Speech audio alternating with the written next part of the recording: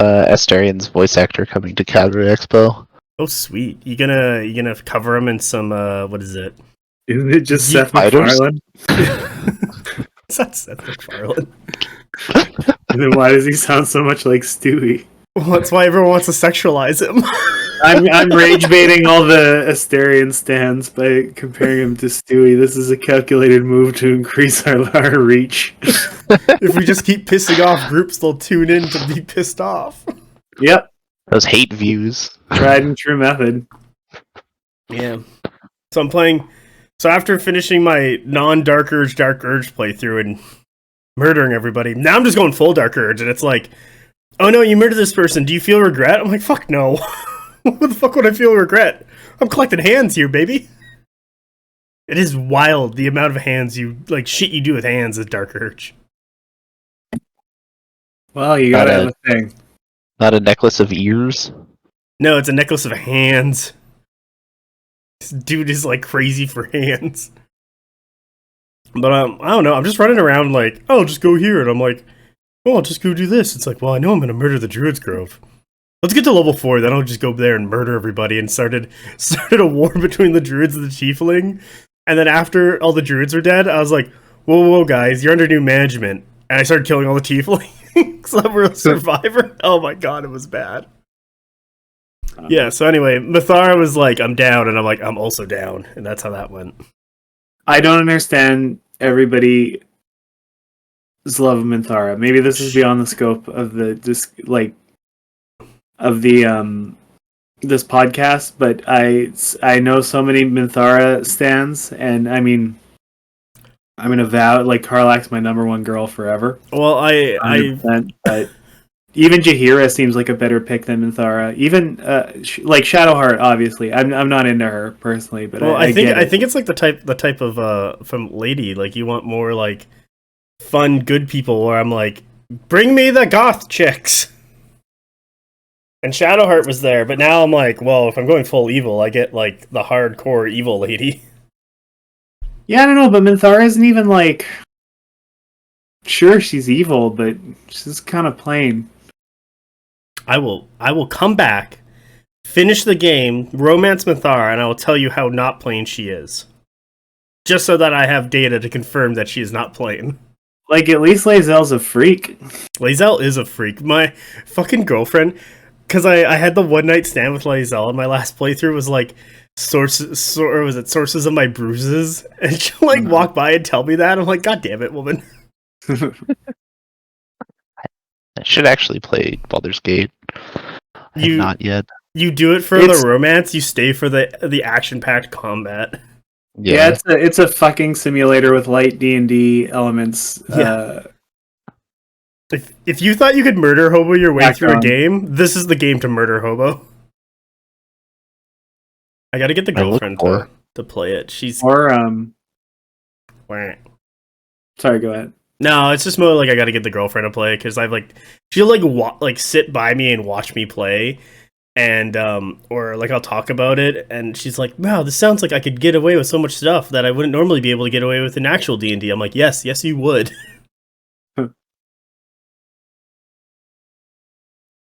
Just only know the memes. That's all you so need. Many. I will do a playthrough where I am romance Karlach though. She does seem like best girl.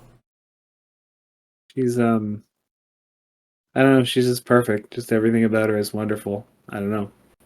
I wanted a bunch of I feel AI like voice people stuff really want to overthink it, but is there AI voices of the companion? Yeah, of course there is.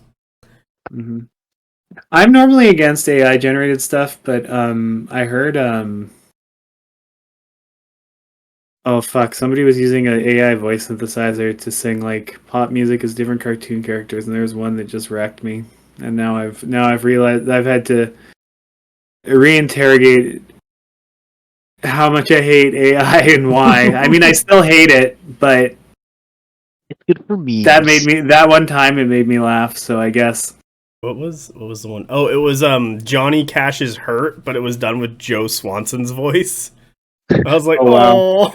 This one's actually sad, guys. There's like so much emotion meaning for this character using that song. Especially as like an early Family Guy enjoyer before it went like, I want to say Mainstream bad. man. Where they ran it into the ground. And Yeah. it just became Cutaway Gag, the TV show. Oh my god. Years ago I tried to watch a season, and my problem I found with it is that they were reusing the same cutaway gags in different episodes in the same season. I was like, what the fuck is going on? Like, you can't be that lazy.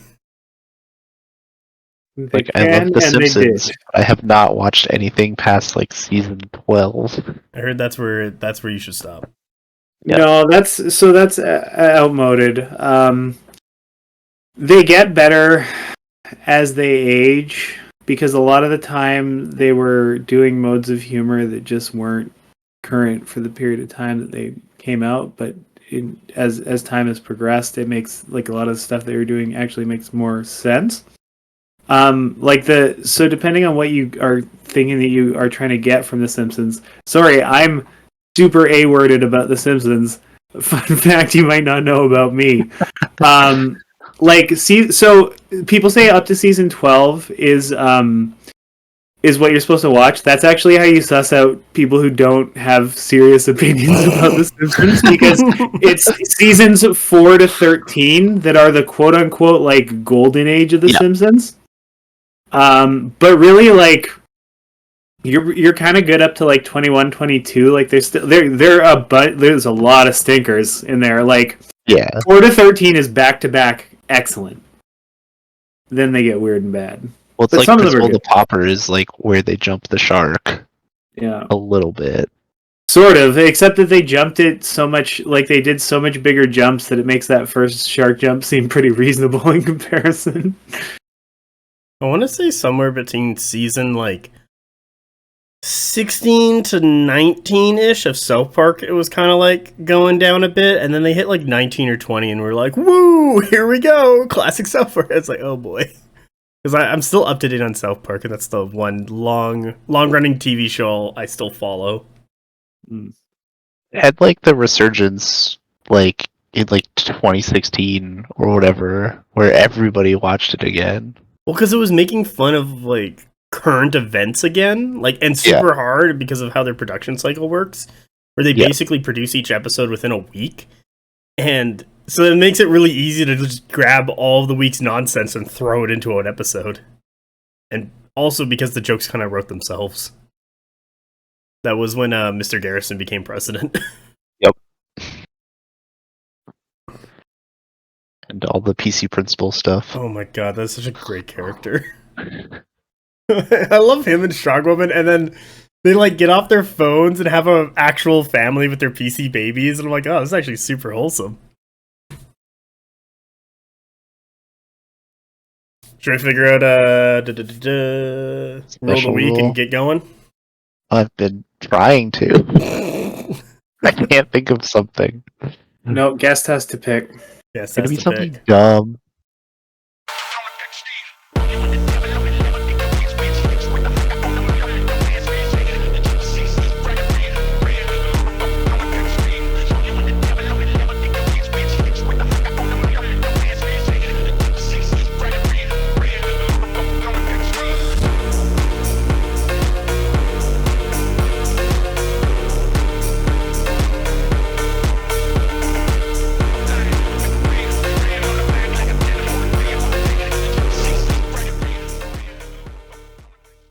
Hello and welcome to Bonktable. I'm Mass, and this is another Conquest podcast. Today I have Cassandra as my co-host. As always. Yeah. And we have our wonderful guest today, Garret from, was it Sewn Geekery? Because I know you changed the name. It used to be, was it Cosplay GS, but then you changed the name to Sewn Geekery, correct? Yeah, we did. We changed it like in November, just like on a whim. Yeah. Why are you here? What are we talking about today? Why would I bring you on? Are we going to talk about widgets and sticks? Oh. We've been hanging out for like half Widgets an hour. and sticks. It's my two favorite things about this. I'm only ready for half of this. Mass just said widgets. Well, it's like widgets and wonders because all like the tokens and I'm- stuff too. Furiously doing stick research now. Oh no! Oh no! Oh. There's Yeah. there's a Simpsons gag where the Bart and Lisa, or Bart I think, goes to see an educational film about holes, and he's relating a fact that he learned from the film, and he says that the natural enemy of the hole is the pile. And like I strive to find that joke about any mundane topic that comes my way, for better or for worse. So maybe if I do enough stick research, I'll find an equally stupid gag. Anyway, I've derailed this enough. Let's continue to talk about widgets and sticks. Oh my god. So first off, we have to get through PB News, and that'll be kind of a bit of a chat on Worlds. This episode should be coming out after we do what is it? The LVO winner people. Those three guys. We're getting the top three in here. But Garrett, in our timeline, you get to say anything you want about Worlds and your thoughts. So yeah. I mean, I think Worlds is gonna be pretty cool when it happens. I'm excited to see like who actually gets to go from like the different regions and everything. Are we gonna take bets? Who do you think from like 2 or 3 regions are actually gonna show up? I'm biased because at this point, everyone who I would pick is like I'm either like kind of friends with or at least on good terms with online. So like, No, they can fight for my amusement. That's why I watch events. I mean, they're going to anyways. Yeah, but I want to be like the Roman emperor, where I'm like, fight for my amusement, and I'll throw grapes in the arena at them. no, I want to see everybody. My idea of a great matchup is to watch people I like do their best and have a great time. No, I want to see them get down and dirty and scrap it out into the in the parking lot out behind the game store. Yeah, I mean that's what we're all here for. Yeah. There was the tiebreaker that we were talking about. What was the tiebreaker? The knife fight in the parking lot. Oh yeah. Yeah, I'll knife fight anybody. Yeah. I think that's right. We were trying to figure out how we could rig Worlds, and it was just ended up being knife fights in parking lots. Hey, So you want to go to Worlds? Bring a vest. So for the two of you, because we're all Canadian here, and Canada is its own region. We could rig Worlds so that one of us could go if we like travel around and hit up all the events, so that at least one Canadian shows up. Yeah. And then as I devilishly uncover the elephant in the room, it's the only way that we're going to get enough tournament attendance to have world qualifying events. Should we we're going to have to do that. Yeah, should we talk about that? We have like an organized event too, which is like slightly crazy to me because it's a convention that I was going to anyways, and then it ends up being one of the organized qualifiers. Which one's that? GameCon in Edmonton. When is that? June. June. Shit, It's send me the dates. That sounds like I have to go now. 14th, 15th, and 16th of June. We'll see if that lines up with days off, and then I'll go drive out there. Yeah, it's like the only one in. Oh no, there's Grand Clash in Quebec as well. Oh my god, it sucks living in the middle because I have to travel everywhere to do anything. That one's in April. Let's go to Quebec. Let's do the Quebec one and get crazy. I don't speak French. Me either. I don't think you need to. No, you really don't. Fine. They'll figure it out. I've traveled through Quebec a bunch of times for work, and it's very much like, oh, je m'appelle anglais, and they're like, dude, I speak English. I'm like, okay, thank you. It really depends on the neighborhoods. I've had some very different experiences. In the airport, they all speak English. Well. Yeah, we've got our 2 Season 3 officially sanctioned events for Canada. And then I don't know if we're going to get any, 12-person 4-round tournaments in. Yeah, so First off, we see if we can get one in Winnipeg so that everyone can come to us and I don't have to travel for one of these. Second off, let's just tear off the Band-Aid. So, 4-round events. Do you think this is actually a reasonable thing that people can do and achieve currently with the numbers in Conquest? I don't think we can do it in Calgary. Because, like, we have, like, a pretty good group, but, like, when you were here in December for our little tournament, we only had, like, was it 8 people? I thought we had 5 tables going. Yeah. Is it? Yeah, we had 5 tables going, so that's 10 guys. Oh, 10, yeah. So we need 12 in that to get to 4 rounds. And an organizer as well. Oh, you're right, because the Vanguards played as well. Yeah. Which I may be applying for eventually. Possibly. Yeah. I think... Damn. So, I think that the format that they settled on is maybe too ambitious for where the game is at currently. Like, I mean, I get the logic behind it, but I think it's perhaps filtering the pool a little too heavily. Yeah, it's going too hard. Like, if we had, let's say, Warhammer numbers, then doing a 4-round event, yeah, okay, there's going to be enough people who are going to show up to, like, a GT, and there's, like, a GT every month in, like, an area. So you can get enough of those going that people are going to play and get their 4 rounds. The other big thing is a lot of, like, I know locally, a lot of players usually dip out after 3 rounds. Like, they're done. Everyone's like, you know what, I had a good time. I played 3 rounds of Conquest. It's getting late. I want to go get something to eat. My family wants me to come home and spend time with them. So it's kind of like, everyone's kind of done. I found a lot of time at 3 rounds. Like, I had my biggest War Machine event was 16 players. What would have been 4 rounds. But once we got to round 4, it was like, hey guys, do you want to play round 4? And they all said no, because they were just tired.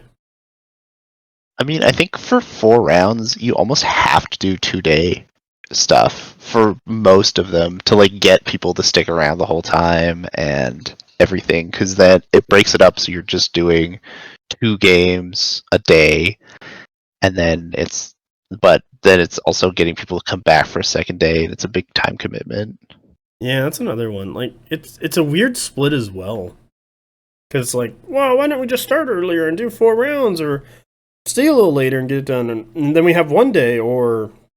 Because doing 2 games one day and then 2 games another, it's kind of like, that was, 5 hours of my day? Like, I guess I'll go and do other stuff? Yeah. I don't know. It seems like getting 3 or 4 rounds done one day, like, there's some big, like, 7-round events, where they get, like, 3 or 4 games done one day, and then they do the other 3, like, the next day, and then it's done.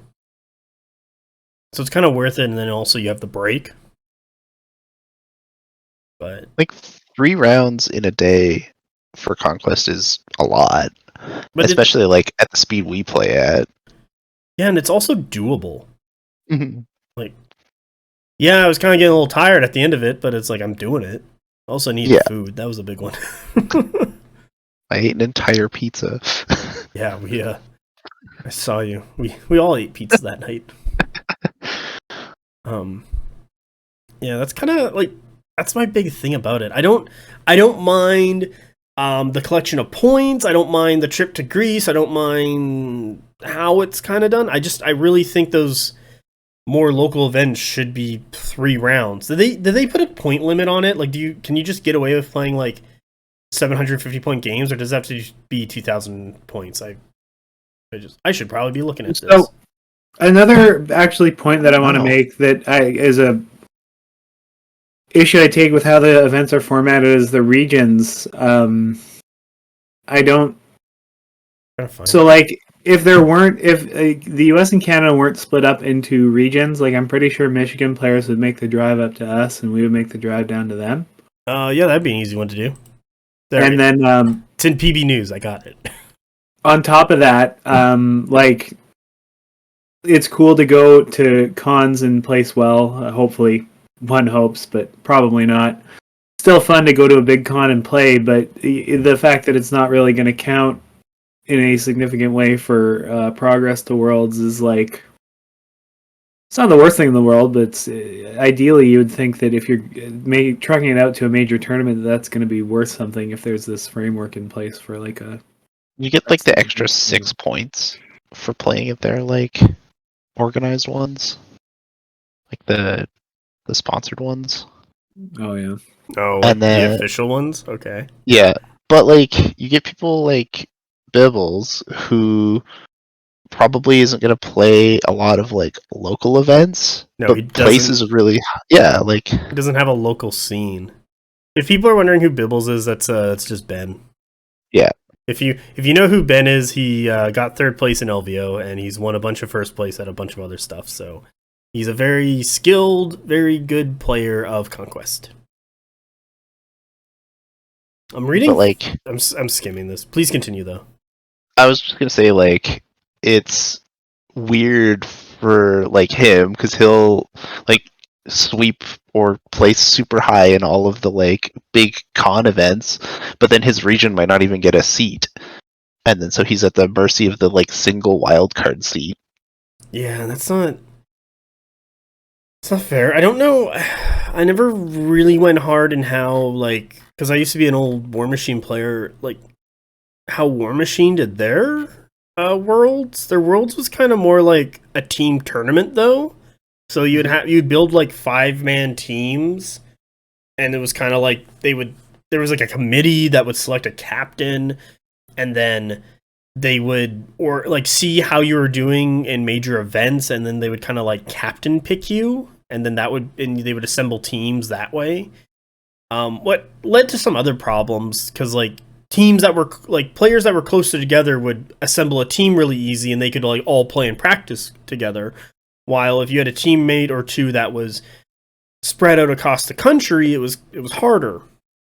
But there was also I think like Iron Gauntlet, what was like the big one, but that was more of like a singles tournament where like there was a bunch of qualifier events that would take place over the course of the year. I think it started with LVO and it ended in like November, and December was like go take a nap. Was that Warfare Weekend? I forget what that was, but I remember there was the Iron Gauntlet, and it was like people playing in that, and it's just there was events to kind of like rank up points, so you would just go to these bigger events and rank up your own individual score. So there's a bit of me what kind of wants to lean it to that way. Like if there's big events like that event was happening in Edmonton, okay, it's big enough. There's a convention for it. People know when it's happening. People can prep and go towards it. If there, there's Adepticon coming up, people can go to that. There's LVO, they can go to that. Gen Con, all that stuff. So I've skimmed the document and I don't find a point total minimum. So you could play 4 rounds of 750 points. Yeah, I guess that works. But I don't think anyone really wants to play 750 points or like 1500 or 1000. We want the big. I want to play 2K. I want to play the big boy game. 4 rounds of 750 though, no problem. Yeah, easy. I'll be done that in 2 hours. Yeah, I'll knock that. Especially if it's me against a bunch of inexperienced players at that point value. Yeah, I can farm. I can convince 12 people to get a starter box, build it, don't even paint it, just build it, and we'll play an event. And I'll teach them, and I'll win, and then I'll collect my points that way. Yeah. List of officially sanctioned events. So we got CanCon, LVO, Captain Con, Adepticon, Grand Clash, BrizCon, CubulaCon? I don't know what that is. Still don't know what that is. Play on words that I find a little bit irritating. Yeah. Yep. Okay. UK Game Expo, GameCon. That's Edmonton. Hey, there it is. You mentioned that. Yeah. GameCon again, and then Gen Con. Season 4 events. I don't know what these are. Nova, London GC, Michigan GC, Freak Wars. No idea what that is. It's from Spain. Okay. It's just the ones like after the cutoff. Oh, so this is for the next year? Yeah. Michigan GC, like, I could make it for that one probably. The Crucible, that's not a bad one to do. Ooh, Warfare Weekend. There we go. Huh. And then it'll probably like restart all over again with like CanCon ending up in season 4. And they'll just kind of keep growing. Yeah, I don't mind their season. I'm just the only thing I think about the first season is that it didn't like the bit of me kind of wanted this to be announced, let's say in August. Like if they let's say they plan to do Worlds for 2025. And they're like, hey, we're going to do Worlds 2025. You start collecting points at Nova, and you go all the way to Gen Con. So you have a full year to collect points and like kind of see how it goes. Well, I feel like from January to August right now, you kind of don't really get enough like data gathering because you're splitting the year in half. Yeah, it's like 2/3 of the first season. Yeah, because like if I was like trying to go for Worlds quotes, doing the quotation marks like Dr. Evil, your event that you had in Calgary in December, if I convinced Bailey and Cass to shut the fuck up and come with me, we could have made that 12 player 4 rounds, and that could have counted 4 Worlds. Mm-hmm. If that was like a goal of mine, I could have strong-armed to a couple people to get going. But I mean, I think as long as like they play, like if you strong-arm people into playing and like they play, I think that they're fine with that. That's how you do it. That's how you get your 12 players. You got to be really aggressive. You got to start burning some bridges if you want to be Worlds. Hard sell 'em. God. Get my truck secret for a drive. Yeah. To a Worlds qualifier comes down to the ABCs. Always be closing. Always be conquesting. Yeah. That was always be charging. All great advice. All great. Yeah, perfect. In the world of Conquest. You just remember your ABCs, your ABCs, and your ABCs. And as long as you can keep all those straight, you're on the road to success in the game of Conquest. Will be perfect. Yeah. I thought I could wring another ABC out of there, but it just didn't take. It's going to be interesting, too, with like Canada being its own region. Like, I think that the kind of way that they're doing the regions is neat, because it gives people who live like in areas without a huge amount of stuff a chance to get a seat. I do respect that they made Canada the entire fucking country. They're like, yeah, there's enough of you up there. Just get together. And it's like, dude, there's one road. You'll figure it out. We don't know. I mean, Canada's like Europe, right? Like, it's just a few hours to get anywhere in the country. No! I feel like is their attitude. Take the train. Take the train. No. I joked about, I believe, with some War Machine buddies about doing War Machine on the train. Like, if we could find. I was just thinking, like, train. Conquest on the train would be kind of sick. It would be sick, but also I feel like we would be feeling every single goddamn bump when playing. It's like, our measurements and our board positionings are inaccurate because the models keep shuffling over. It's like I was in charge range. I wonder how stable a train, or how smooth. Because, I mean, hey, listen, the rail industry is not doing great these days, especially for passenger trips. Well, for freight, it's doing fine because you have to, but, nobody rides the trains anymore, so stay with me here. If we can play a game of Conquest on a train with no, like, positioning fuck-ups, that's a big selling point from the train company's perspective. Like, it's so smooth you can play a niche tabletop game with a bunch of other weirdos on it. They'll say, ride the train. Like, that sells train tickets, is my opinion. Like, I have the weird dream to do, like, BonkCon. It's not going to be the sex thing. It's going to be Conquest. That's what you think. I have to clarify that. BonkCon happening in the UK. Yeah. That the UK BonkCon and the Canadian BonkCon are two different things. But now, I will be at both. Yeah. Now I'm wondering, like, dude, could we get a train? Like, Winnipeg was the train capital of Canada for a while. So now it isn't. But like, could we get a bunch of people together to take a train ride? And you don't live, but you stay on the train and we drive around. Yeah, the bonk train. Oh my god. And we train around or locomotion our way across Canada or whatever playing. I found the point limitation. Oh, okay, where is it? It is 2,000. It's the playing at a community world event. Oh, you know what? I've been like staring at it for the past 3 minutes. Okay, so it's 2,000. Yeah, that's gonna be real rough. Yeah, I don't I don't like 4 I think rounds. it might also need painted and everything. It might be at the big ones. Oh, does it? Fuck. I am just trying to get a 2,000 point list painted. I have one model. I'm the worst. Yeah, is it a Tauntaur, or did you not even complete that? Nope. It's not. The Tauntaur isn't primed yet. It's a single Raptor Rider. I don't want to look at this anymore, but I do want to do BonkCon on a train. I do think so. That would be a sick Worlds qualifier. That would be cool. I think my dream, I don't know how to articulate this, and I think it's my brainworms are gonna show in a big way, but like if we were to do a BonkCon tournament, like it should be an invitational, and it should only be for the people who we know can hang to really see who like the realest MF in the game is. Oh, I have the best one. We can take the Churchill polar bear train up to Churchill to see the polar bears. So like whoever loses gets fed to a fucking polar bear, and then we can like go back to Winnipeg, and you could get into the airport and leave with your PTSD. There we go. You can take your chances with the bear or the knives. Yeah. How it's done. I love how we've just like set this weird story that we're so violent.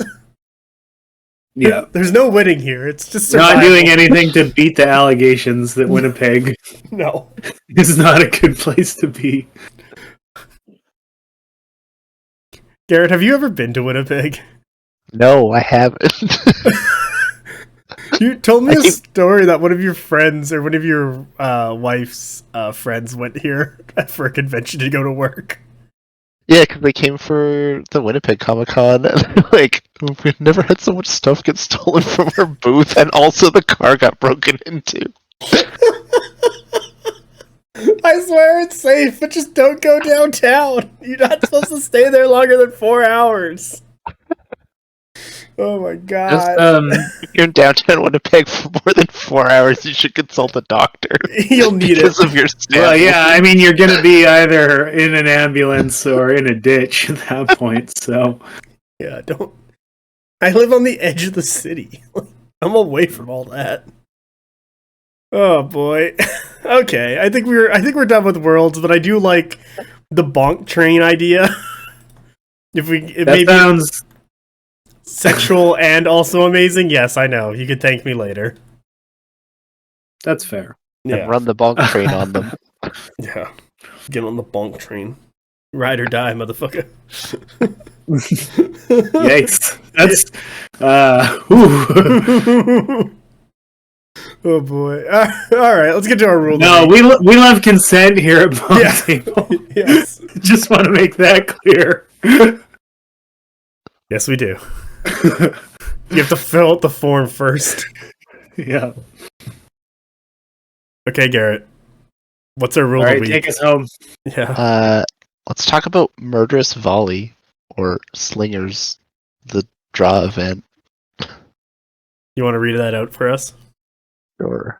Murderous Volley. Until the end of the round, if this regiment has performed a take-aim action, wounds caused to regiments within 12 inches as part of this regiment's volley action cause morale tests. Technically better slingers, Yeah. because we only get it every couple now. You also get it at max range of 18, while Murderous Volley is only for 12. Well, if they're within 12 inches of me, they fail to charge, and I can do whatever I want. Yeah. So, we might as well have extra shots. So my big issue with Murderous Volley is that it's a draw event.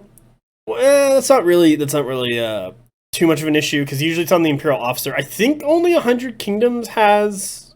I feel like it's 100 Kingdoms or some other faction has this as a draw event. I know Vadroon has it on the built into the Slingers Regiment, but it's slightly different. Yeah, theirs is different. We'll still talk about it because it's still really good. Yeah. My other problem with this is that from the 100k side is that you have to be within 12 inches, and also you have to take aim, so you can't just like move up into 12 and do it. You have to take aim and volley. So your opponent had to be within 12 inches of you, so they either you got to activate first and get away with this, or maybe there's a fight going on, but it doesn't. I started to find it like wasn't really coming up that much, and also the units I had it on were just dying because they were just merc crossbows, so they were just like, oh, you're dead now, sweet. Yeah. There's so I feel like Murderous Volleys, like there's the setup that I always try to go for, but then in the spirit of no plan ever surviving first contact with the enemy, it never works out. Like I always, whatever faction I'm playing, generally find myself in a situation where I have one regiment that's gonna like fight hand to hand, and then I want to have my shooters close by, but at like a 45-degree angle, so that they can shoot into the melee and help. So I feel like that's where Murderous Volley really has a chance to shine, but probably something else is going wrong and it's not going to work out that way. No, not going to have a good time. Yeah. Well, it's like when you know that a unit can do that, and that's like... And that's really started to shape like my developing board control ethos, honestly, in a big way, is just like when something shoots really good, they're gonna come and kill it. So just plan around that. You prioritize attacking that unit, not letting them shoot, or you stay very far away from them so that they can't shoot you. Yeah, but ironically, the better at shooting your regiment, your dedicated shooting regiment is, the less actual shooting you should expect to do for one of those two reasons. Yeah. I don't mind it. I usually find there's better like stuff to do and not to rely on it. However, I do feel for the slingers with Drune, you guys kind of get a better you get more use out of it. It's more consistent, even though it's for every 2 failed morale they take a wound, or is it for every 2 hits they take resolve? Which one is it? Every 2 wounds they take 1 morale test. Okay, well, it's still not bad. That adds 1/4 extra damage, I guess. It's fine. Yeah, because before they changed it, where it was like every wound take a more resolve, it was like, and that entire unit of merc crossbows is dead. Hey, anything that's defense 3 or less in an MSU is now dead. It's like, this is insane. Yeah. It just it changes it from like harassment shooting to like potentially stops a charge in its tracks shooting without being just wipes the regiment shooting. So yeah, I guess it's as fair as it gets. It's good plinkage, what I do like. For the actual draw event, Murderous Volley, it's too short of range. You have to make sure your first action is to take aim. It's like there's too much setup for it to really get it off, and I've been finding that since like 1.15 or 1.51. That one. There we go. So yeah, not the greatest is kind of where I'm kind of landing with it after so many games played. I mean, like on the officer, there's better choices for your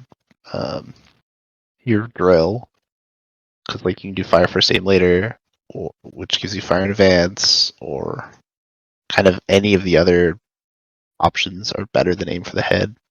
Yeah, like, in most circumstances. Like double time fire for advance for the scoot and shoot, really good. Like I used to combine fire in advance with Murderous Volley because you would take aim, shoot, and then move, and that's how you can kind of keep your like backing up or getting closer and doing all that. But like just Murderous Volley took too long anyway. And then combining double time with fire in advance, like once that combo was figured out, it was just like, oh, you just fucking play this because you're going everywhere. The problem with stuff like Murderous Volley, I think, is that it's too sweet of a deal to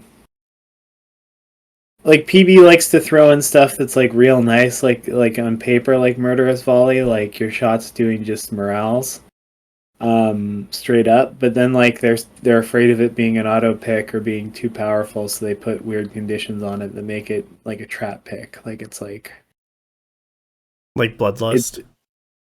Bloodlust is exactly what it's supposed to be, and people need to fucking grow up on Bloodlust.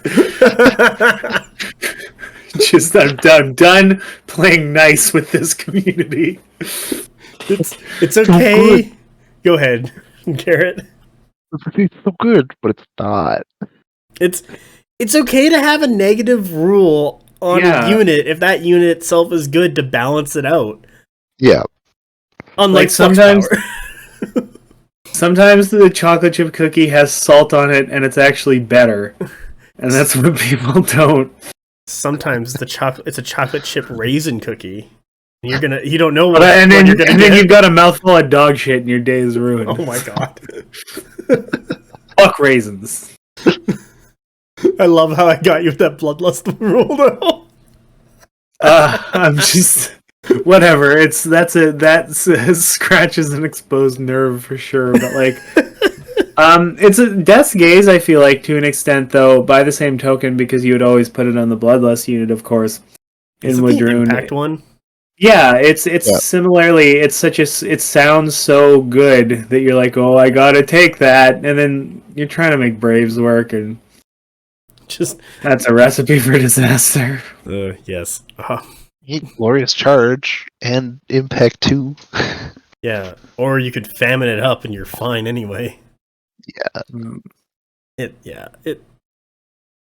know. I'm glad we talked about Murderous Volley because it's a thing that I see, and I sometimes see like 100k players like grab Fire in Advance and Murderous Volley, and I'm like, just take double time and Fire in Advance. Like, you'll get more work out of the scoot and shoot. It's kind of like the consistency thing. Like, Go ahead.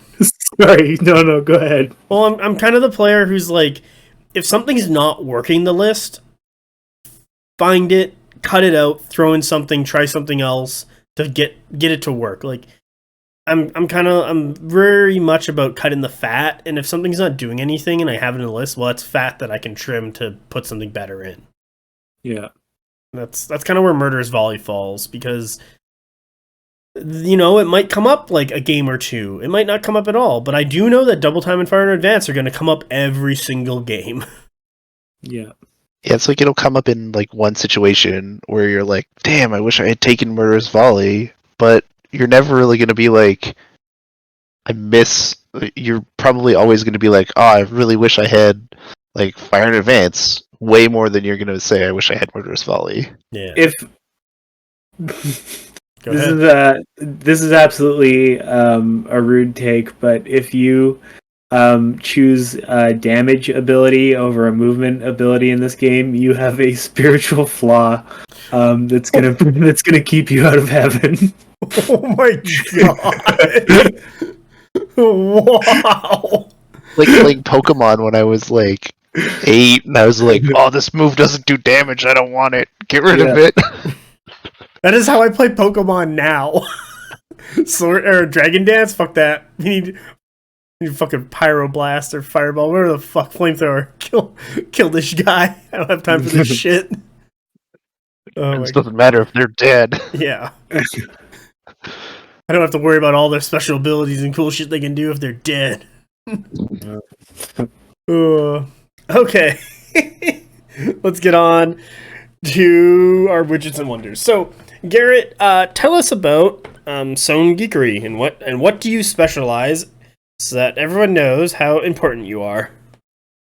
Oh, mostly what we do is my wife started off making dice bags and stuff a few years ago, and we transitioned it into like our small business, and it's kind of what she does full time. And as part of that, we've kind of started branching off into doing kind of other things. Like she'll do purses and like accessories and stuff. And then I decided that I wanted to start making like widgets and stuff for wargaming, because it's something that I enjoy doing and it's a fun side hustle for me. So what she wanted was a way to cut out patches easier, because somebody ordered a whole bunch of patches and it took a few days to cut them out.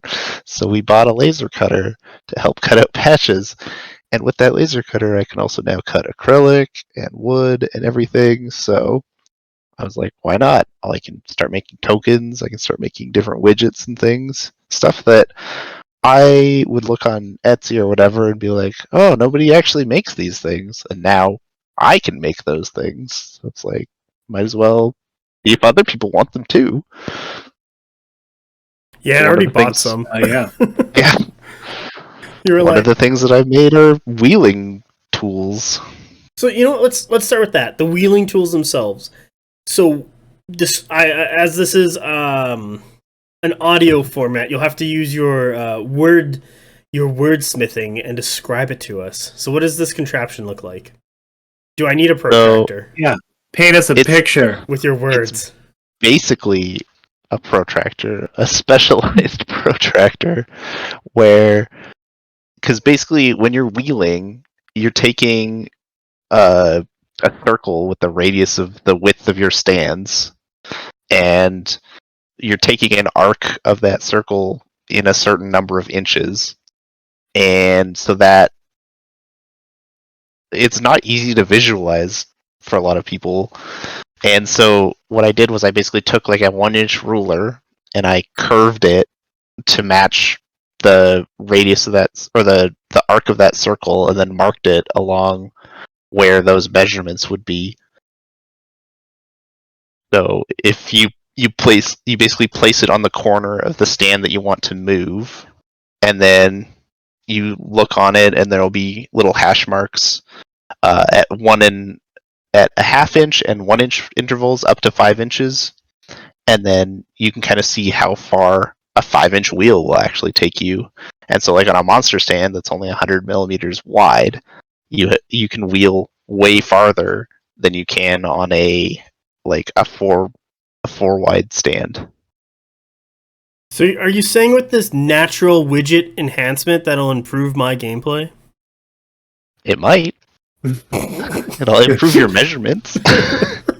And it does help you visualize how far you can actually wheel, because you're like, oh, I'll just make this 90-degree wheel, and then you can kind of look at the widget and be like, oh, 90 degrees is way more than I can actually wheel. So you kind of like see where your charges are going to go. And No, it's really good, and that was kind of like the big one of like why I kind of wanted you on, because it was like you're making really good Conquest specific measuring tools, and seems like you're going to do more, because I think we already talked about like a stick package. You were asking what kind of sticks I used, and I took a photo of it. Like I have a 4-inch through 14-inch 1-inch thick stick. They're like from Muson Minis, and they were done in like 2 sets. So there was like a 4 to 10 and then an 11 to 14. And then the next one I have are these like War Machine sticks that do 1/2 inch, 5, 3, and 2, and then 1 inch, 2, 6, and 4. And I have these 2 widgets that are kind of, I don't know how to really describe them. They're kind of like little rectangles with like sticks coming out of them to get like the longer edges. And they do really well whenever I just need to like measure stuff. And I use those a lot for my movement, because it's like, well, here's my 5 stick, put it down, measure 5, done. Like, and I don't have to fiddle around with a tape measure, what I really like. I believe we were talking about going as high as like 15 and 16 inches, because those are kind of like common straight running numbers that a lot of factions do. Like double time with a banner or Vanguard with a banner is like 16 inches. So yeah, it's kind of why I would specifically want those. And there's a lot of Speed 7 cavalry with banners that are looking for those 15 or those 15 inches. Yeah, because I started designing those, and like I have them up to 14 inches. I gotta put numbers on the on the rulers, possibly. And then I made like a little one it's 2.5, 3 inch, 1/2 inch, and a 1-inch measurement, kind of combined. And then I can also do tokens and stuff. Like we were talking about like ones that would be good. I just kind of took a bunch of the draw events and stuff like Bastion, Decay, Burnout, Ore of Death, Dread, some for Broken, and one for Supremacy. I'm probably gonna throw in your like pictures and videos you sent of how these widgets work and what they look like, just to be like give people ideas and just shove them in the into the YouTube version of this, so people can like have a visual idea and they'll just rotate out. Yeah, just makes it definitely easier. Help.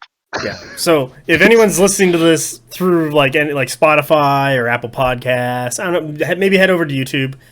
You can find this, and I'll have those like videos and everything on there, so you can just have a better look. Stay on Spotify and use your imagination. You know, theater of the mind. This is what we're talking about.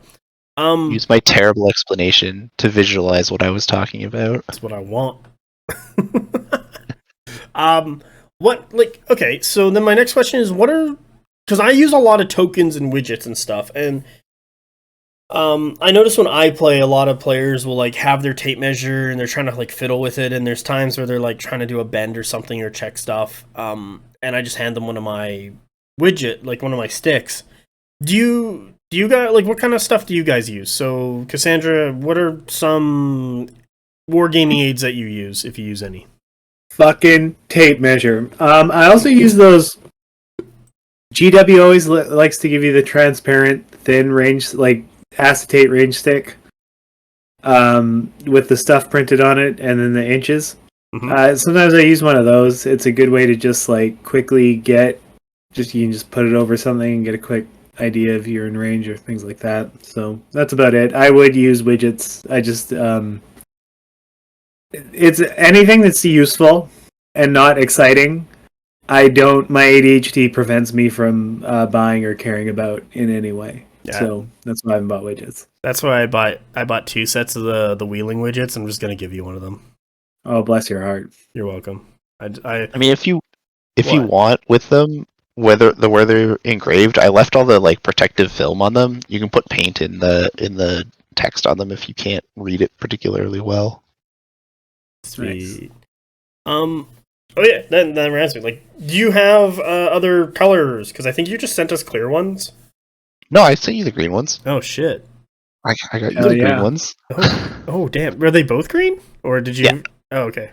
Well, I asked both of you. Cass said green, and you had said green, I think too. So I remember this interaction. I've been doing a lot of stuff. Okay. Today's been a very busy day. Can you combine the colors? Can I get watermelon color? Can I get? I can't. Green. It's just green and pink.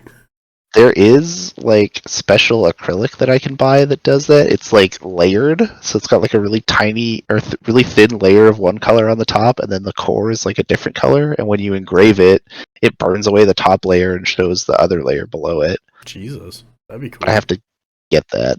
Damn, that sounds sweet. That sounds crazy. Can I rebuy the tokens in that? Possibly. I might buy a bunch of it. I spent like $500 on acrylic like on the weekend. Hear that, everyone? We need to buy out Garrett's acrylic supply so you get better acrylic. And also put your widgets. What are okay, so another big gaming aid that I use is a laser pointer, and not just like the classic like laser pointer you had a kid who just did like one dot. It's like a wargaming one that I get from, I believe, Army Painter, that actually does a line, and I use it a lot for line of sight. Do you guys use lasers at all, or have you thought of getting one? I mean, I've seen people use them and been like, that would be handy, but that's about as far as it's gone. I should just give you my second one. I have a little green one, I can't. But I've never used it for gaming stuff. Like the stuff that I use is like my tape measure. I really like the GW like combat gauges, the like 3-inch, 2-inch, 1-inch, half-inch ones, which is kind of why I like made a slightly more conquesty one with like 2.5-inch, because then you get your like my fallback 5-inch move or whatever. Yeah. Yeah. Do you have a 2.5er? There is one modeled. Is it available on the Etsy store? It can be soon. You are fucking laughing, and I can hear you. What?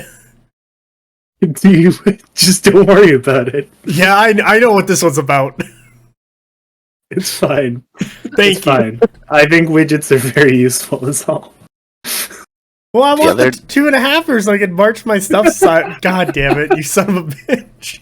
Who's in the pool? Okay, I'm sorry. I getting back. Okay, bring it down. We're back on track. Okay, I'm sorry. Let's continue to talk about range measurement tools.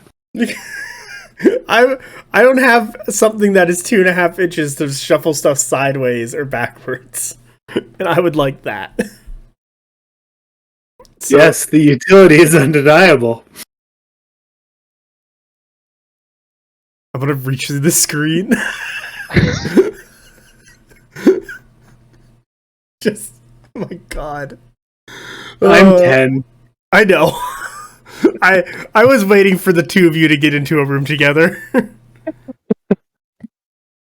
There's that masses just assembling a list of people I can't Cassandra interact with. Yeah, and it grows bigger. Sorry. It grows deeper every day. That's fair. That's the only logical outcome. But anyway, Make the list. Yeah. Yeah. I check it twice to figure out who's Cassandra and who's nice. Touche. I don't even know where we were going. We were talking about a measuring tool that lets you measure a backwards or sideways move for an infantry stand. Oh, can you make this? Oh, I feel like this is gonna look really weird, but can you make the tool 2.5 and then 4.5? So if I have to move 8 over, it does that? Or 9? I Yeah. guess that's 9. No, is it not? Fuck. Yeah, it'd be 9 if it's 4.5. Oh, this guy needs the horse measurement tool. Yeah, I need the specific horse tool. You hear me nay nay.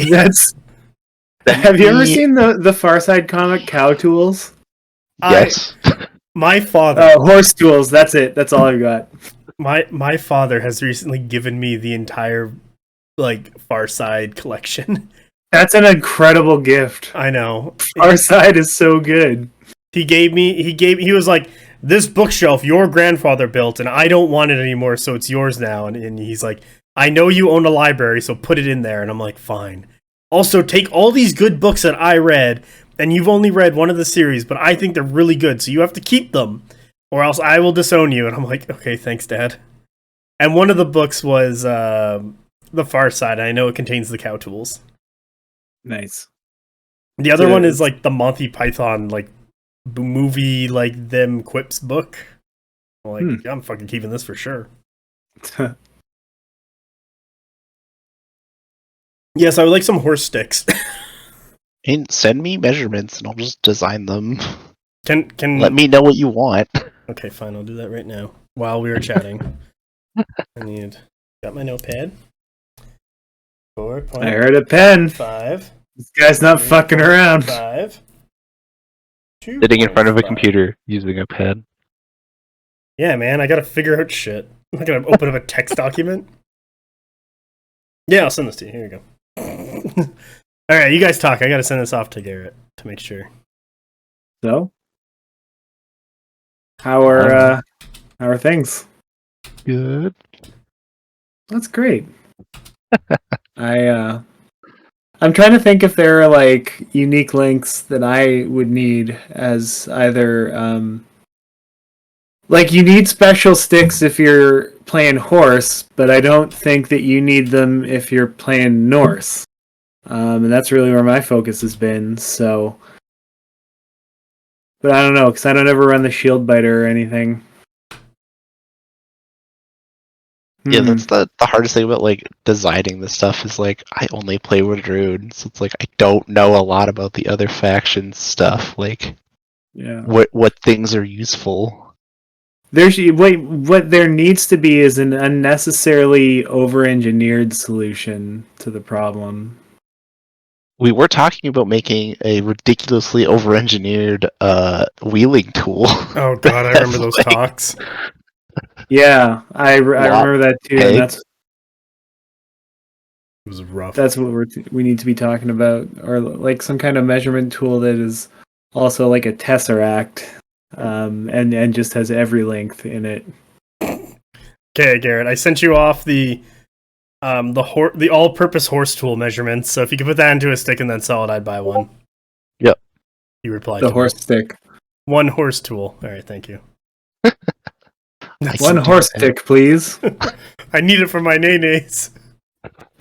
See, I'm helping out the 100 Kingdoms player by making sure they have all their widgets so they don't have to fuck around with anything anymore.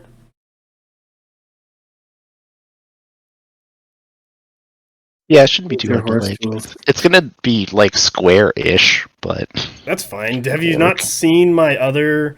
I sent you a picture of my other sticks. Like, they kind of look like rectangles. Yeah. Just do that. With Yeah. those measurements. And then can I also make a special request? Mhm.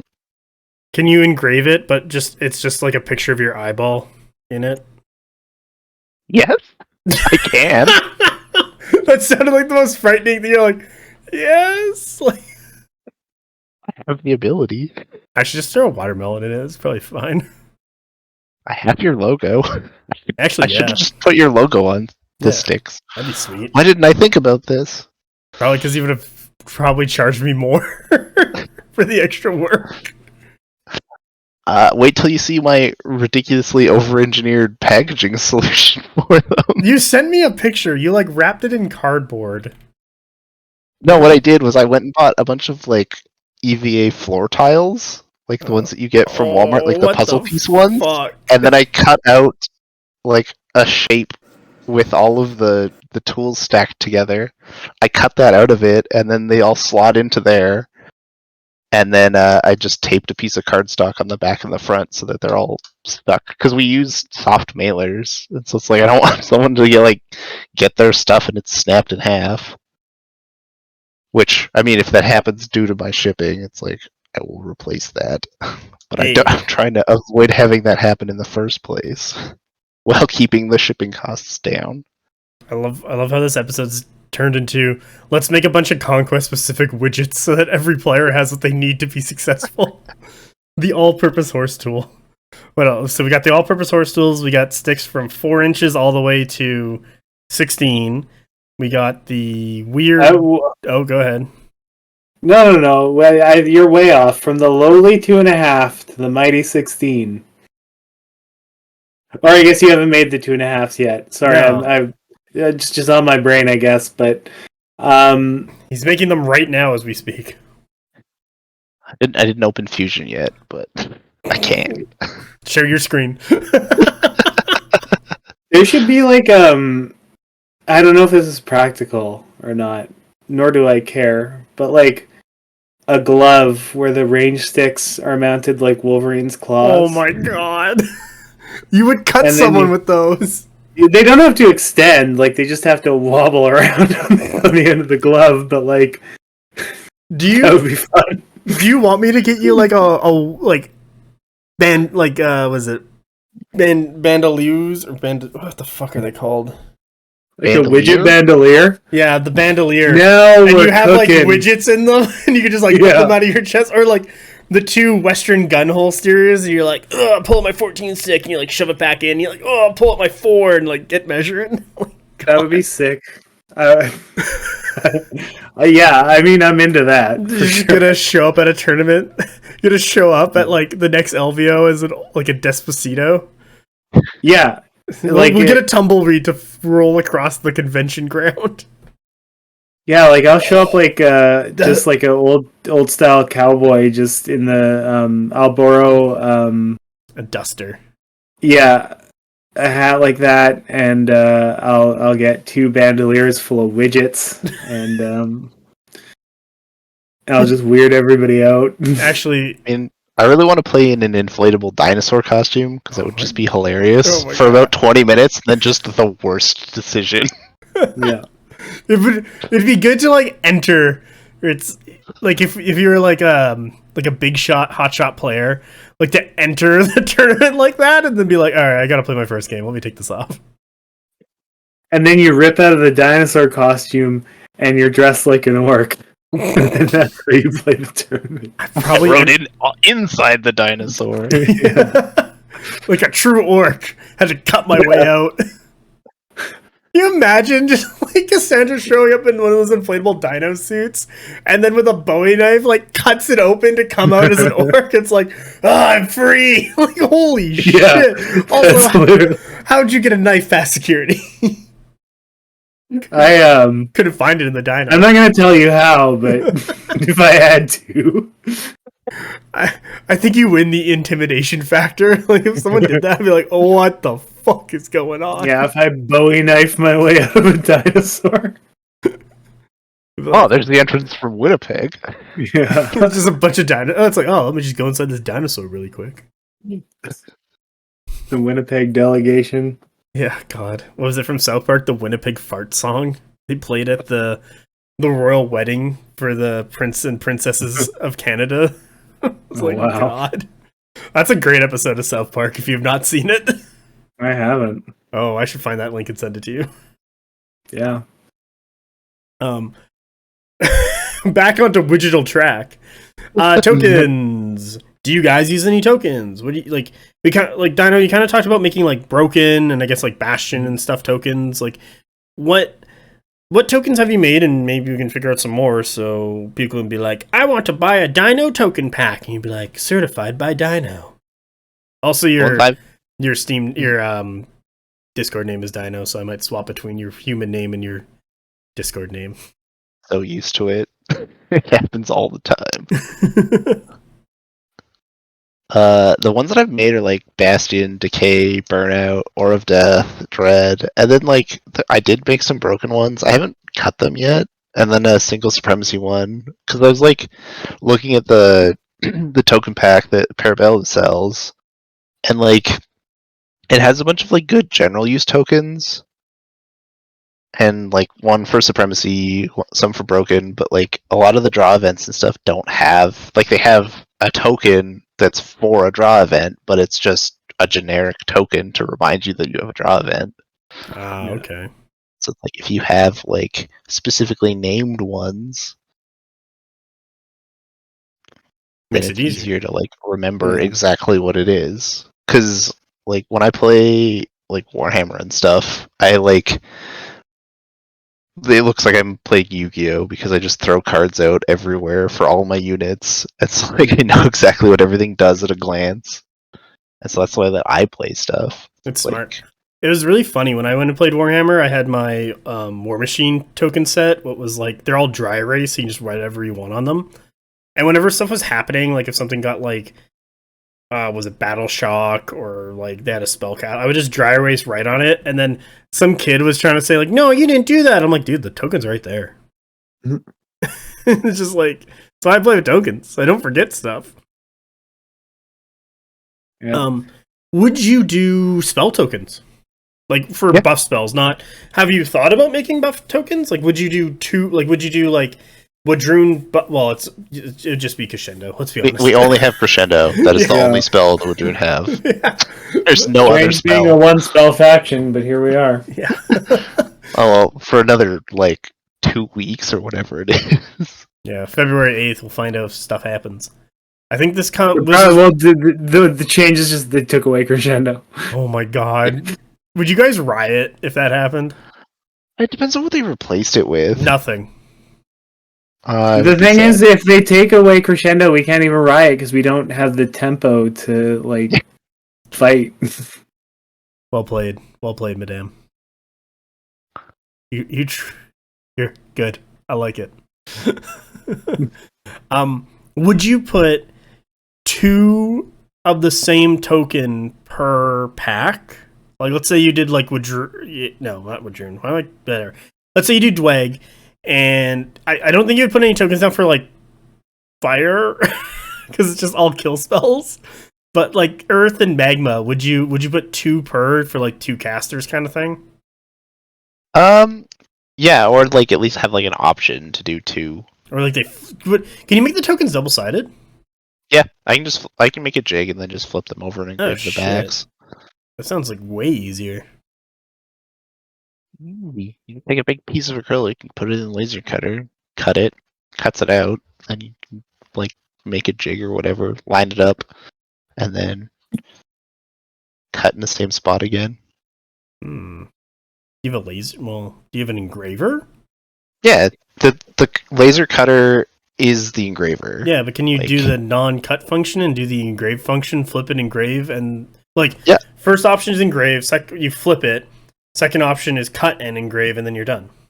Yeah, well, because it's just all set up as layers, so you set up your layers, okay. So you have an engrave layer, a cut layer.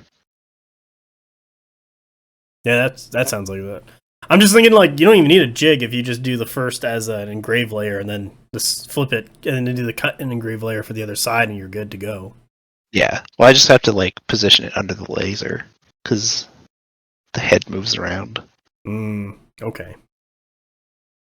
Yeah, I do not own one of these, so the fuck do I know? Yeah, because I feel like spell tokens would be kind of nice because I know for the Theist Priest it's I want to throw Bless Zone on people, and what I've been using as my buff tokens is I have a bunch of aimed and fired tokens, and the fired are who's broken, and the aims are buffs, and it just says aim, and I'm like, well, I probably should I'm only casting with this one character, so to me it doesn't seem too bad if I just put the aim beside it, because I know it's that buff I cast, but it'd kind of be better instead of just being what's that token? Oh, that's the aim token. Well, I cast the +1 defense spell instead of yes, that is for sure the +1 defense spell.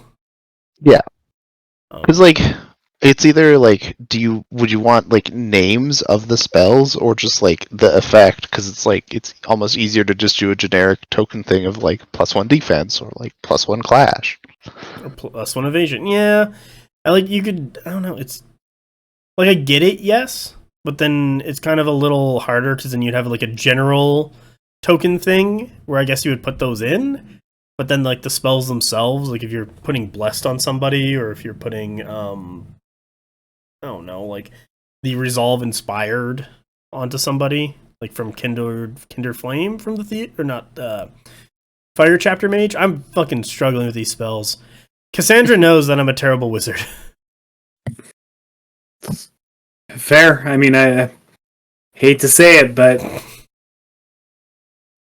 I'm also thinking about stuff too, and call a spade a spade. What I want to do now is make chanting effect tokens. So that's smart. Have a couple that are double layered. So you have the top one that will say Conquest, and then you can rotate it to tier 1, tier 2, tier 3. So then you'll know because usually when I chant, I'll throw my chanting card down next to the unit that I've chanted and then put a dice on it to be okay, this is tier 2 war, and so I'll throw the war card down with a 2 on it, and then I'll pick that dice up and roll it for something and forget. Yeah, that's kind of my big problem with people using dice as health trackers as well, is that they pick up those dice and it's well, there was 4 wounds on that guy, and it's now he's back to full, and I'm oh, fuck me. And I don't know if anyone notices in any of my videos, but I use these magnetic spin downs but have 10 health on them. And then I have 2 big ones for my actual score for what are 24 each. I find those really good for tracking health. And also you're not just picking them up randomly. So do you have plans to do you plans for spin downs or something like that, or something similar? Yeah, I can do the dial counters or whatever. I use the dial counters that I've 3D printed a bunch for Warhammer that I use a lot. And then with the laser, it'll make it easier to make a bunch of them. I feel like we're just setting you up to you need to make all these widgets and sell it to all us wargamers that we have it. Because that's the plan. We're gonna get comments. This entire episode was just advertisement. It's yeah. You make good stuff, and that's why I want to be let's talk about widgets, because this was going to be an episode eventually, because all these things are useful. Yeah. Now we just get the guy who makes them all. One of a few. Well, the one I know of and also have a personal connection to. Yeah. It helps slightly. Yeah. The one that I, in a completely professional basis, endorse without any personal connection to, because that's more authentic seeming to the listener. You did buy the widgets with your own money. Yep. I bought them. I did that. Yeah, I don't ask for freebies. I'm like, Dino, make this for me. I'll give you money. He's like, okay. Fine, I guess I will. I guess I like money. Are you putting? Because so one of your wheelie set, there was Monster 3 and 4, 2. or was it 2 and 3? So it's Monster 2, 3, and 4 stands. Is that one packet? Because I think you had it separated that the 4 stand one was an extra like $10 or something. I just had it. Yeah, so it's like you can buy like the Monster 2 and 3 as like one set, or you can buy the full 4 set, and then yeah, it's like an extra 10. I have them listed for like $30 for 3 or 40 for the full set of 4. Yeah, there's a bit of me that's just like, just spend the $40 and get them all. Depends on what army you're playing too, and like how you organize your units. Because like I very rarely run stuff 4 wide. I run stuff 5 wide. Can you make me a 5? Just I could. bigger, more. Yeah. What happens? Do the math. What happens when the incarnate sentinels are going 6 wide? What do you do then? The Hold Ray regiment, where it's just a whole bunch of initiates marching up the board. Just one line. Yeah. Touching all of the objectives and seizing them all because of the supremacy. And then you have to wheel. It's like, oh god. Yeah. Gonna be like a straight line at that point. just go. Even the 4 stand one only curves like a little bit. It's not a huge curve. It really isn't. I remember like the initial whole talk about wheeling where it was like people were like, well, it's an arc, but if you use a straight line, you're not getting the arc.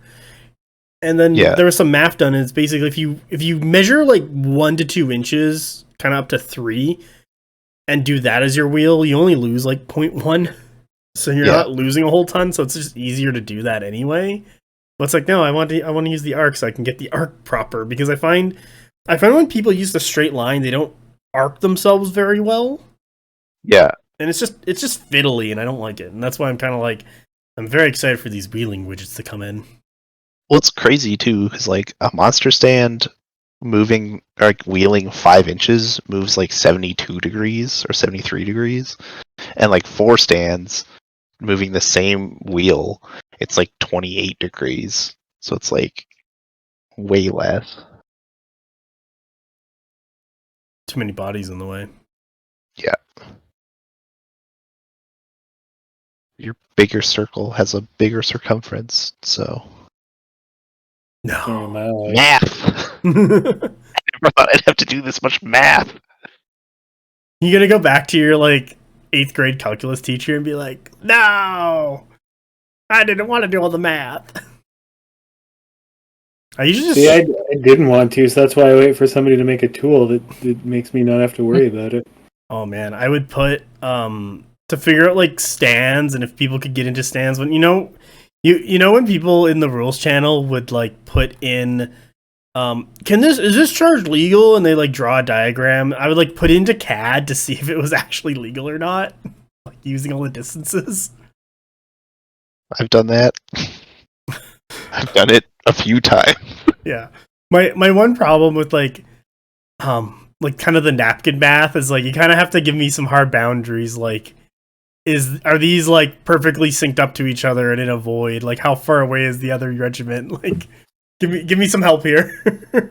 Like there's times where I can kind of figure it out, what's not too bad, but if there's like a bit of just like ambiguity where it's like, can this guy get here? And it's like, I need a little bit more than that to figure out the distances because this guy's floating in space. Or it's like when it definitely happens like after the game and they're thinking about it later and like, was that a legal charge? And then they kind of like half recreate it, but you're like, I don't know if this is all the way that it actually was in the game or not. Well, I posted a video in the Bonktable Discord, but was like totally something I just like grabbed a bunch of trays and I I had the measurements for a monster stand. I don't own any monster stands. I actually had to Google. Play 100 Kingdoms. Yeah, it was like it for playing 100 Kingdoms. I googled what they were, and then I just like measured it out on a piece of graph paper and cut it out and put it down and like put in roughly where stuff was, and I was like, it's roughly like this, and I'm like trying to recreate how my Household Knights couldn't charge a Fallen Divinity because Varangian Guard were blocking the way, and I was just kind of like, like this is kind of the best. I'm not really using a ton of measurements, but it just didn't really work in the game I was playing, so like I didn't go for it. Like that was the initial plan, but my opponent blocked me, and it was kind of like, well, I got to go figure something else out. That does make me think that maybe I should also offer a set without the monster stand, because no 100 Kingdoms player needs the monster stand ones right now. Yeah, that's the guy you actually get rid of. You keep the was it 2 through 4, and then you have to spend the extra $10 for the monster stand. Yeah. There you go. See? Already working. Ruthless. I'll keep the monster stand. I might just give it I'll keep it for myself, because somebody with a monster stand is going to do something weird, and I'll be like, no, I have the wheel widget for this. Look, this is how far you can actually go.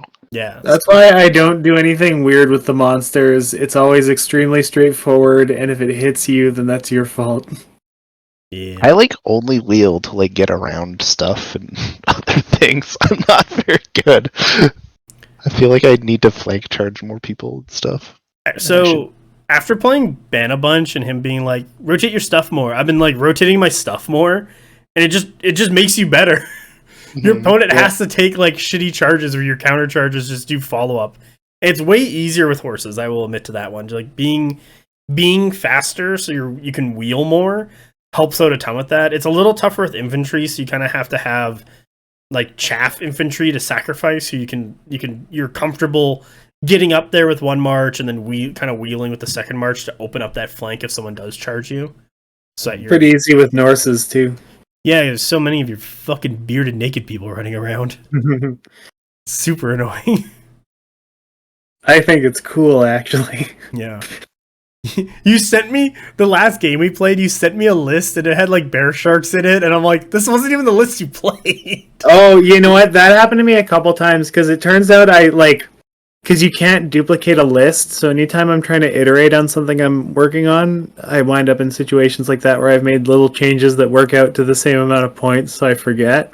And then I just send the link. But yeah, sorry, I can send you the... it's too late now, but... Gone.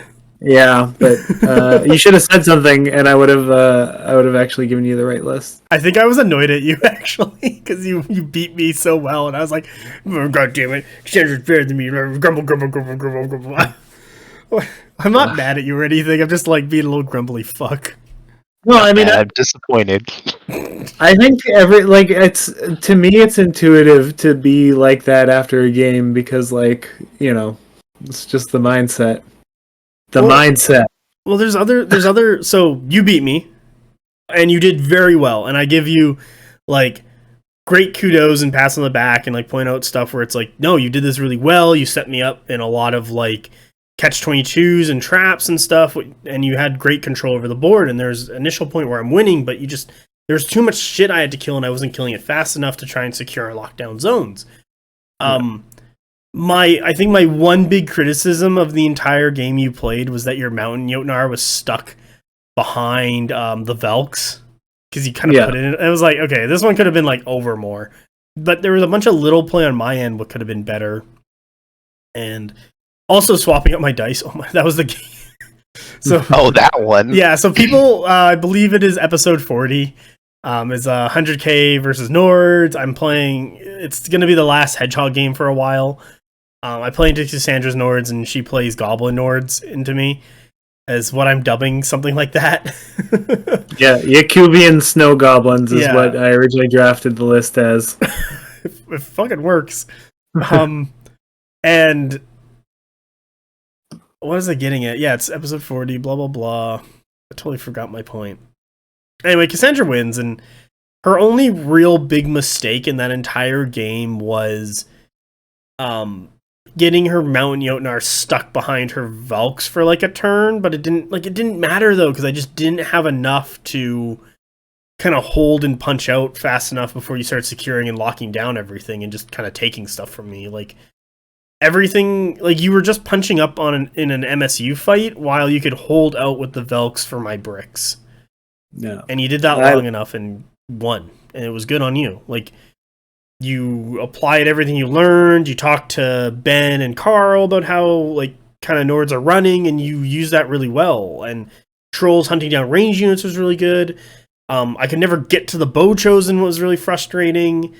I tried to bait you, but you backed up, what was really good on your play. Like, there's a ton of good plays on your end, and it was like, for me, it was like, God damn it. Someone who's, like, this is going to sound very rude, but someone who is, like, worse than me is now beating me and is better, and I'm like, God damn it. Now I have to step it up.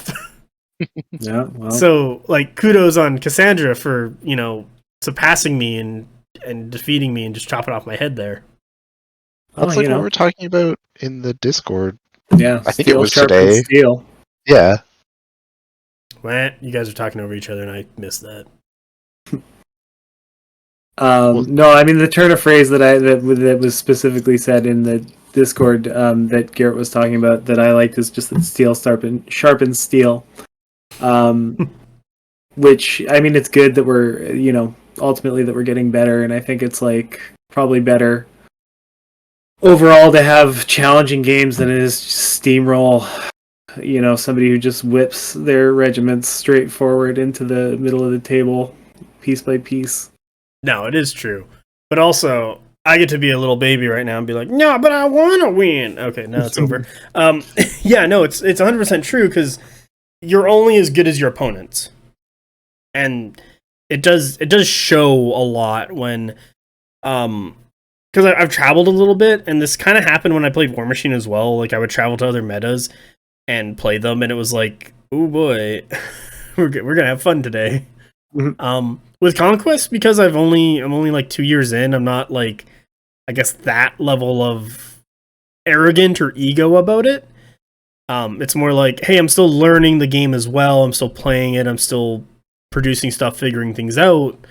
So a loss is more beneficial to me than a win for sure, because I learn more. Like, I analyze my play in that game so much more than I did yours, because it's like, what went wrong?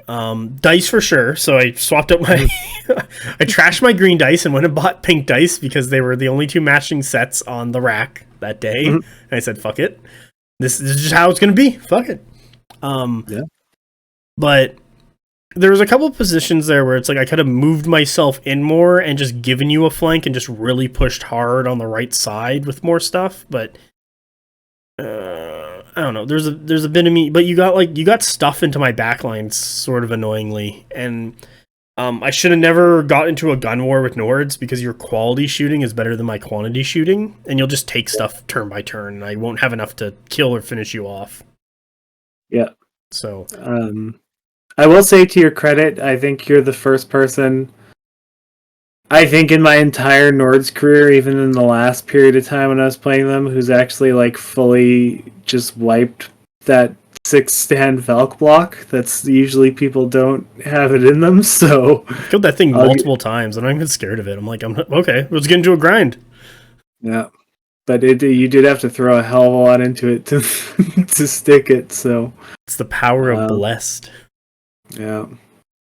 Blessed, and then taking I'm sure they're going to take away Indomitable and Tenacious somehow from being able to be put on those Valks, because it just gets to the point where it's like, the other two games that I've played with this list so far, like when you do actually start trying to get some hits into my Valkyries, and then you're like, Blessed gets you down to like 4 hits through, and then I'm just like, well, and then I Tenacious one away, and then I take 3 wounds, and that doesn't kill a stand, so I roll Resolve on fucking 5s, and the one that I took, well, I'm just going to Indomitable that away, so back to you. You did 1 wound. Yeah, it's super frustrating. The Tenacious is also really good, because you got to think about it as getting rid of 2 wounds instead of 1, because it also prevents that Resolve roll.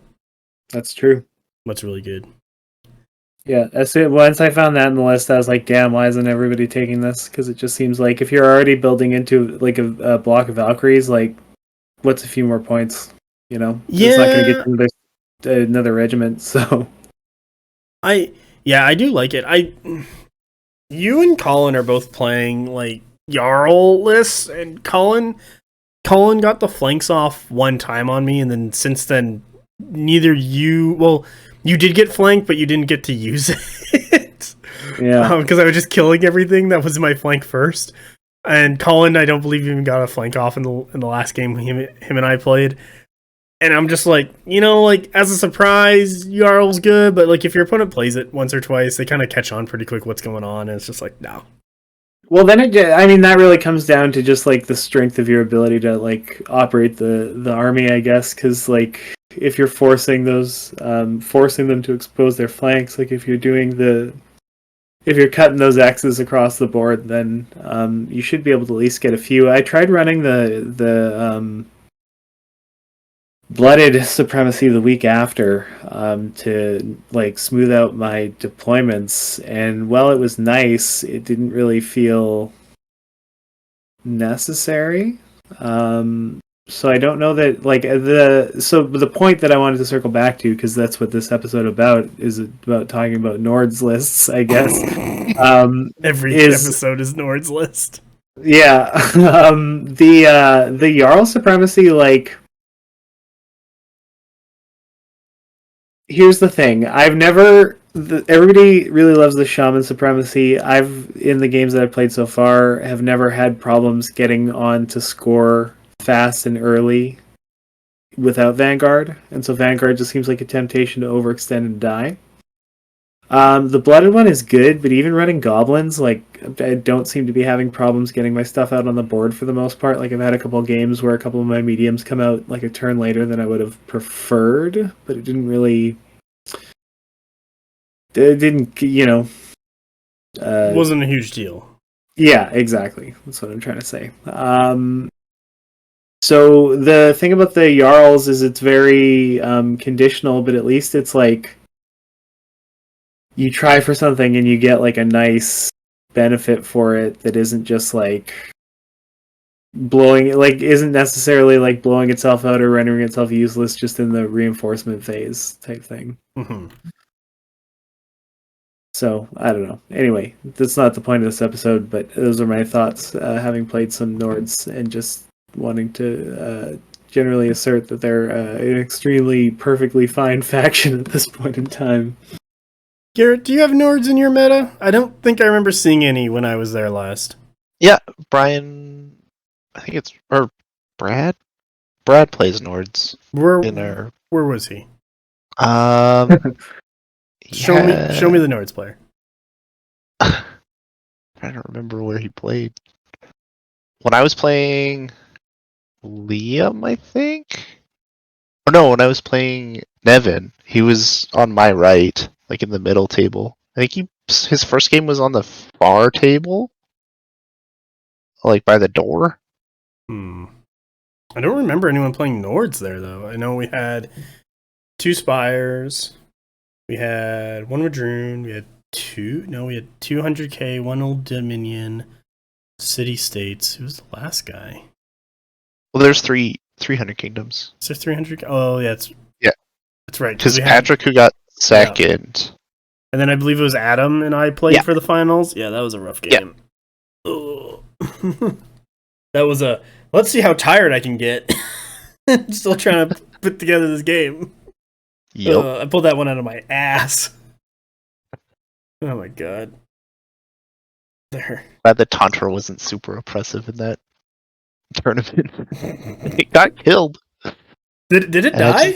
It died. It died to the... I charged hop lates. Oh, then you died to a hop block. Yeah, I don't... There's a bit of the Tantor where I still have to play into it. I don't think I've gone back to play into Cassandra when she was running it. It was kind of like... I just ended up playing into Nords and Spires a bunch, and it was just like, oh, okay. And then Cassandra's like, I'm playing Nords too. And I'm like, oh, I guess I'm just playing Nords and Spires for the next couple days. Sweet. Well, now you know the hell that I was in, only playing 100 Kingdoms. Yeah. Go Am I the only 100 Kingdoms player now? Yeah, I think right at the moment. Perfect. It's time to unleash my full horse. And once I get the horse widget, Yes. it'll be perfect. I will design it. There'll be no stopping you. Can you design it in the shape of a horse and it still has all those measurements on it? You can just put a horse on it. Nope. No, you're way off. I need it to look like a horse and have those measurements. It's gonna look like one of those like brain map homunculuses. What if it was the... Sorry, go ahead. I was gonna say that show you like where your like neurons are like how many like nerves and stuff you have, and so it's these like weird homunculuses with giant hands. Because most of your nerves are in your hands. Ooh. The horse is gonna look like that. Like an acrylic outline of a horse for you to hold on to, and then like the widgets are all of its legs, but they're all like different lengths, and there's not a normal horse number of legs, so it's really like horrifying. Oh, it has 3 legs and they're all different lengths. Oh, Yeah. oh Got 2 legs and something else. Oh, you're a tripod. That's where the 4.5 comes from. The 4.5 measurement is. Yeah, I gotta. Oh my god. I've been all wrong about horses. Scale. What are some other things that Sewn Geekery actually produces? So I know you have the Bonktable patch. Yeah. Do you have that actually for sale on the FC store? Like if people want to buy it themselves, or it was that special order for me? It's from you. We sold them all to you. I know, but what if other people who listen to this want a Bonktable patch and they're like, I live in Texas and Mass isn't going to show up in Texas for another 3 years, so like, I still want one. I mean, you can send us a message on Etsy. Okay, there you go. And we can do a custom order for it. Yeah, but I have my bag and I'm handing them out to people whenever I meet them at stuff. Go straight to the OEM and bypass us completely to order your unauthorized Bonktable gear. Yeah, I don't even get royalties. Yeah. Figure that out. Boy, we'll figure out royalties. I'm just like wondering, like, what else can we put Bonktable on? Put Bonktable on everything. We can embroider hats. Selena's making beanies right now, like toques. Let's just see it. They need that in what's that? What about one of those Thunder Rider hats? Oh my god. I made a leather tricorn like years ago. Can you make it out of acrylic? Room. Yeah, can you make an acrylic hat for me to wear? Only the brim. It'll be like Raiden's hat from Mortal Kombat. Oh my god. I'm just gonna commission as an art object an acrylic hat. Perfect. And now I'm hyper fixating on this, so goodbye everyone. Oh, okay. Bye, Sandra. I mean like physically and even like I'll be speaking and everything here, but in my internal life, like all I'm thinking about is a translucent neon tinted acrylic hat. Your mind palace? Yeah. Yeah, my mind palace is all acrylic hat now. There's nothing, it's just only hat. Yeah. I think we kind of touched on a good amount of like widget ideas and also things that might need to be made and where people could get them, especially if they live in Canada. Discussing widgetry in general. I mean, our shipping is hilariously cheaper to the States. Okay, perfect. And the States. Are you just going to get orders from Australia now? I have. Well, there we go. Well, because there's like an Australian Conquest community, and they probably want widgets, like especially the all-purpose horse tool. But I mean, with the conversion rate, it's like widgets from here will cost like 457 AUD. So It's used to it. It's fine. Oh, poor Australians. Well, don't live on a big island in the middle of nowhere, I guess. Is that why it's so expensive? Because it's just shipping? They have taxes and stuff, I think. Yeah. I had to pay and don't have tariffs. Yeah. Need some sweet tariffs. Fucking nerds. Yeah. Anything else you want to talk about, Garrett? I can't think of anything. I don't know. I made a lot of notes for like things to make. I also wrote them down with a pen and paper. Wow, it's like all these are good ideas, and now people know where they can get all these good ideas from.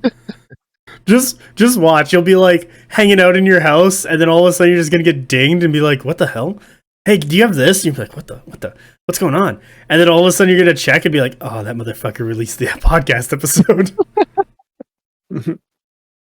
I'm gonna like try and get some stuff done for Rumble in the Rockies, which is like a littler like tournament convention thing that we're doing here in March. They're not doing Last Argument, they're only doing First Blood. And I was gonna help organize the like Last Argument tournament, but there's no extra mats or terrain, so I'm just like, I don't have any of these things myself. I'm probably too busy with Adepticon to show up. Yeah. First Blood, Last Argument of Kings? My mind is just blown. I never put it together. You see, you start, and then holy moly! You end. Wow, they thought of everything. Parabellum. Where's the end call button? Where's the end call button? Oh my god.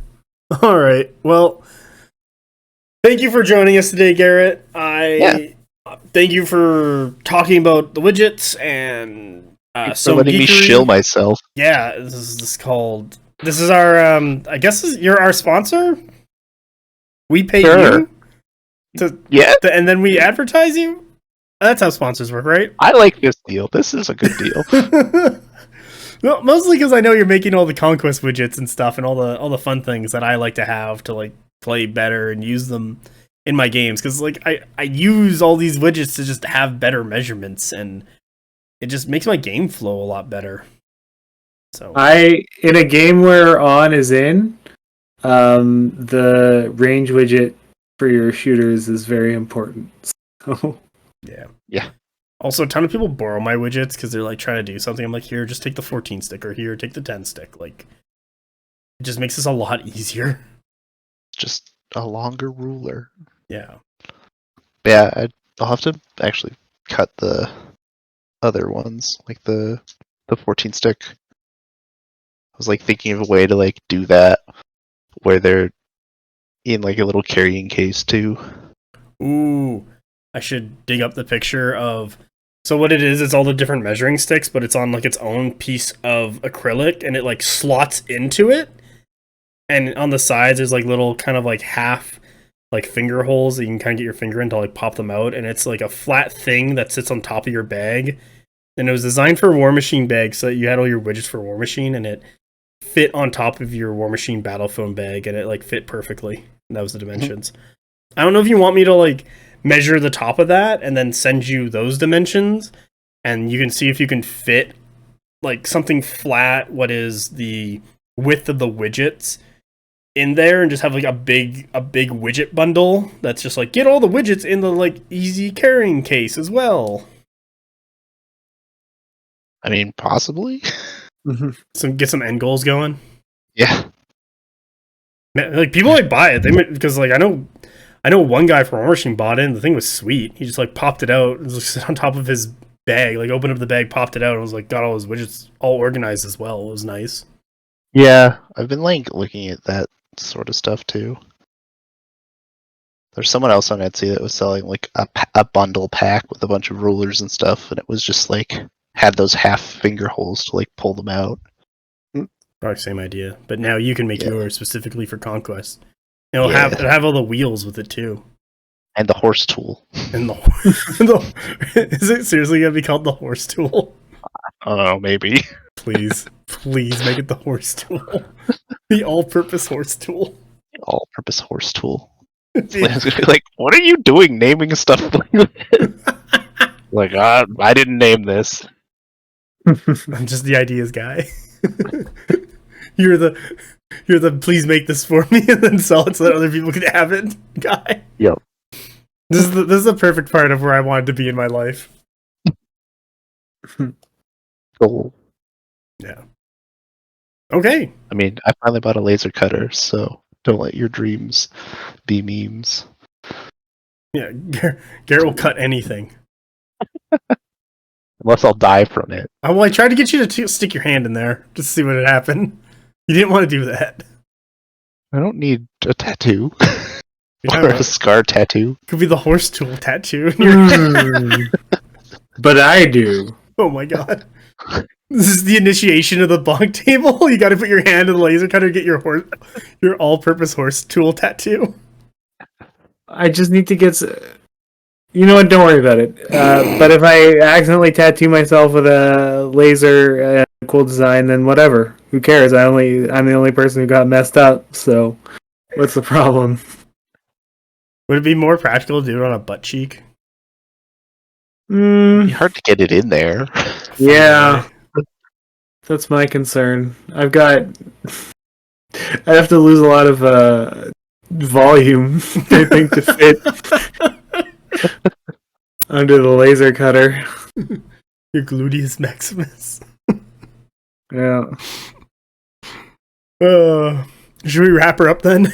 On that Well, we're talking about my butt, so I think it's time to call it a night. Okay, perfect. Garret, thank you for joining us. Thank you for talking about widgets. Thanks for, writing down our crazy ideas and putting out there for everyone. So, if you listen to this and you like any of these crazy ideas or have ideas of your own, you can find Garret as Dino. He's on the main Conquest Discord. He's on the Bonktable Discord, or you can DM him. You can find his Etsy store, his wife's Etsy store at Sewn Geekery. I'll put a link in the description below, so you can just click on that and go there. Buy his stuff; it's good. I've liked everything he's given to me before. Garret, any plugs you want to do before we head out?